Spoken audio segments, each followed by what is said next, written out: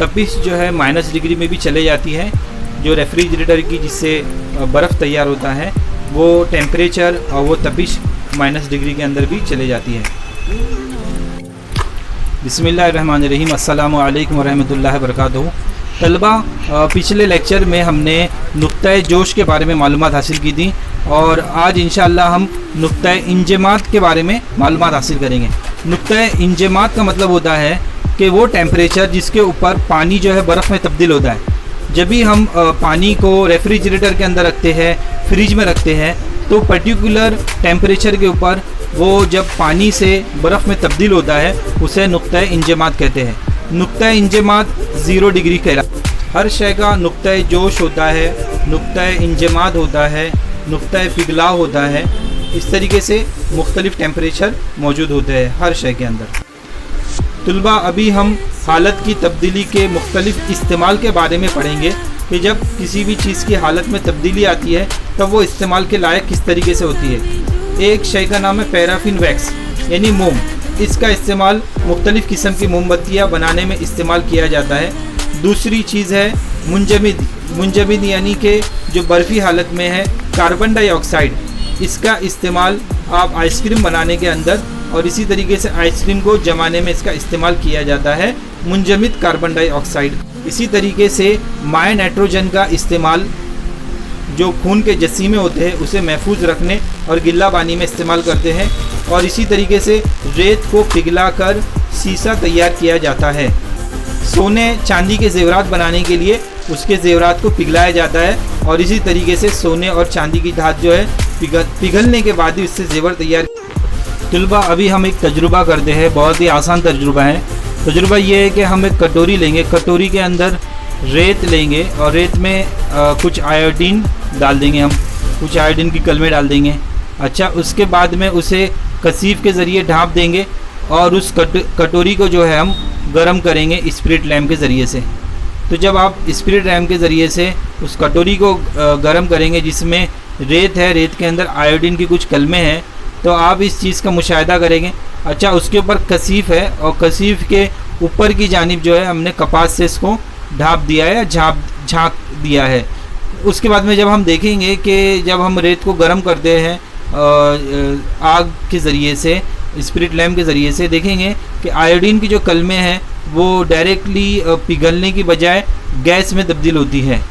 यानी कि जो आयोडीन है मादा जो है पहले पिघलता है, पहले वो माय में तब्दील होता है, ठोस चीज़ माय में तब्दील होती है, फिर बाद में वो गैस में तब्दील होती है। लेकिन आयोडीन एक ऐसी चीज़ है जो जब हम गर्म करेंगे तो वो फ़ौरन ही गैस के अंदर तब्दील होती है और जो कसीफ जो है ऊपर लगा हुआ है उसकी किनारे की तरफ वो चिपक जाती है, उसे किनारे की तरफ सतह पर वो दिखाई देती है। ठीक है, अब इस अमल को हम अमल तसीद कहते हैं। तुलबा, आगे हम इस सबक में पढ़ेंगे किसी भी अशिया को जानने के लिए, मसलन अगर हमारे हाथ में गिलास है तो हम किस तरीके से इसे पहचान सकते हैं कि ये गिलास शीशे का है, ये जर्मन का है या लोहे का है। अगर हमारे पास कोई सफ़ेद किस्म का बुरादा मौजूद है तो हम किस तरीके से समझेंगे ये नमक का बुरादा है या ये कोई लकड़ी का बुरादा है या फिर ये आयोडीन का बुरादा है। इसी तरीके से मुख्तलिफ़ अशिया, इसके नाम को हम किस तरीके से समझते हैं, अशिया की पहचान किस तरीके से होती है। इन सवालों के पेश नज़र अशिया की मुख्तलिफ़ खुसूसियत पर हमें नज़र रखना चाहिए। उनकी शफाफियत, वो अशिया कितनी साफ़ है और उनका वज़न कितना है, उनकी तार पजीरी और उनकी वर्क पजीरी की खासियत, इन तमाम सवालों के जवाब से अशिया की मुख्तलिफ़ खुसूसियत ज़ाहिर। अभी तलबा हम फूटकपन के बारे में पढ़ेंगे। ये मादे की खुसूसियत के अंदर ये टॉपिक आता है, फूटकपन। ऐसी अशिया जो टूटने के बाद में उसके ज़र्रात बन जाते हैं उसे फूटकपन कहते हैं। ऐसी अशिया जो टूटने के बाद में उसमें उसके ज़र्रात तब्दील हो जाते हैं, ज़र्रात में तब्दील हो जाती है, उसे फूटकपन कहते हैं। जैसे कि चौक, जिसे तोड़ने के बाद में फ़ौरन टूट जाता है एक ही सेकंड के अंदर और उसमें ज़र्रात दिखाई देते हैं सफ़ेद कलर। अगर हम एक तजुर्बा सिंपल करते हैं, कील लेते हैं और कील को हम मिट्टी के ढेर में डालने की कोशिश करते हैं, फ़ौरन चले जाता है।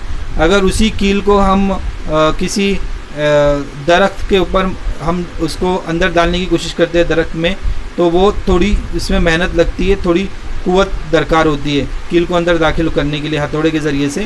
اور اگر اسی کیل کو آپ جیسے اینٹ وغیرہ پر یا پھر آپ اسی جگہ پر داخل کرو گے، کسی شے میں داخل ہونے والی اور کسی دوسرے شے کی مدافعت جو اس کے درمیان جو چیزیں ہوتی ہے اسے ہم سختی کہتے ہیں. جیسے کہ کیل کو جب ہم داخل کر رہے ہیں وہ ایک شے ہے جس کی قوت لگ رہی ہے، لیکن جو دوسری شے ہے وہ لکڑی ہے، تو اس میں روکنے کی کیا صلاحیت ہے، مدافعت کیا ہے، تو ان دونوں کی جو قوت ظاہر ہوتی ہے اسے ہم سختی کہتے ہیں. ابھی ہم لچک کے بارے میں پڑھیں گے کہ لچک کسے کہتے ہیں. سمپل، اگر ہم کوئی ربڑ بینڈ لیتے ہیں، کوئی شے ایسی ہو، ربڑ بینڈ کی جگہ میں یہ جملہ استعمال کروں گا، کوئی شے ایسی ہو جس پہ دباؤ ڈالنے پر یا قوت ڈالنے پر وہ اپنی حالت میں تبدیلی واقع کرتی ہے، اور جیسے ہی اس پہ وزن ہٹا دیا جائے وہ اپنی پرانی حالت میں آ جاتی ہے، اسے ہم طلبہ ابھی ہم سیلانیت کے بارے میں پڑھیں گے. اس کا مطلب یہ ہوا مائع کے بہنے کی جو صلاحیت ہوتی ہے، ایک بیاس کے اوپر یعنی کہ کاپی کے اوپر اگر ہم مختلف قسم کے مائع ڈالتے ہیں، شہد ہو گیا، پانی ہو گیا، شربت ہو گیا، تو جب اسے ہم اوپر سے نیچے کی طرف بہائیں گے تو آپ دیکھو گے کہ شہد آہستہ آہستہ بہے گا نیچے کی جانب، پانی فوراً نیچے بہہ جائے گا، اور شربت جو رہتا ہے شہد سے تھوڑا سا تیزی سے نیچے کی جانب بہے گا. تو ان کی جو رفتار مختلف ہوتی ہے، ان کی وجوہات مختلف پائی. یہ تمام چیزیں سیلانیت پر منحصر ہوتی ہے.